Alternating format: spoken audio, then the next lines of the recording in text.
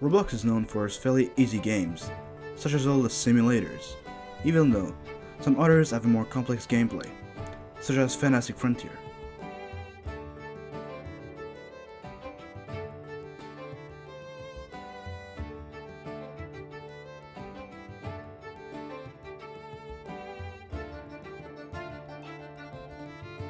I'm Matt Wright, and I welcome you to Game Discovery Episode 7. In this episode, we'll be dealing with Fantastic Frontier. Fantastic Frontier has been released in 2017, created by Spectrebox and Igor Bercelli. Fantastic Frontier is an open-world RPG featuring many different branches of content, such as monsters battle, item collecting, fishing, puzzle solving, and way much more. Before we actually start, I'd like to precise an important thing. I'll be playing on a spring update, version 1.3.1.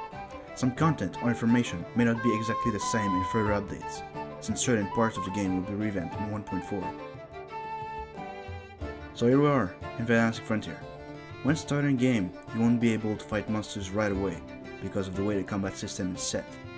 Since early gameplay isn't about fighting, you'll need to find collectibles, such as plants, minerals, fishes, or bird feathers. Speaking of which, there are hundreds of different items to collect and sell to traders. To keep track of which items you found, you'll have access to an itempedia. Once you've got enough money, you'll be able to buy gear from 4 classes: melee, magic, range, and salamanders. Each class have their own advantages. Next up are quests. Quests will allow you to unlock different gears and features. Throughout your adventure in the frontier, you'll visit a ton of places.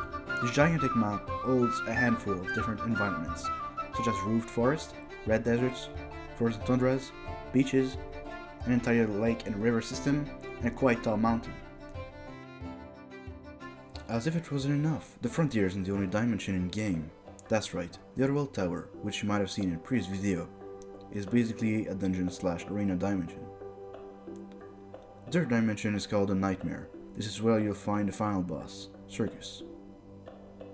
Fantastic Frontier also offers a great variety of monsters to fight.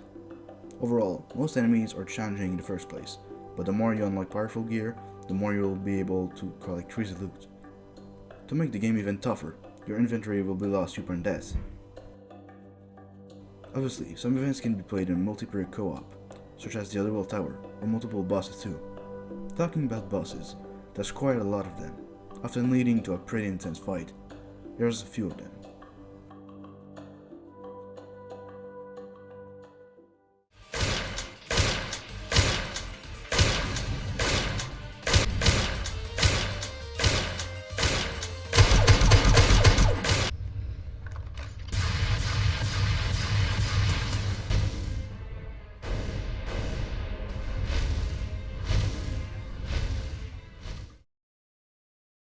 Back to less frightening gameplay, you can find little minigames or features throughout the game as well, such as the deli or the clown race. In the end, I really enjoy playing Fantastic Frontier.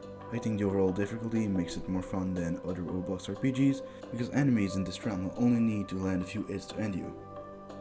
I also think the developers made an amazing job on the world detail management.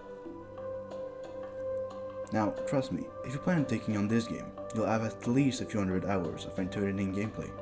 The only downside I found on this game is lag, especially when playing on an old server or a weak computer or laptop. Fortunately, it's possible to afford a VIP server for a mere cost of 10 rubrics per month,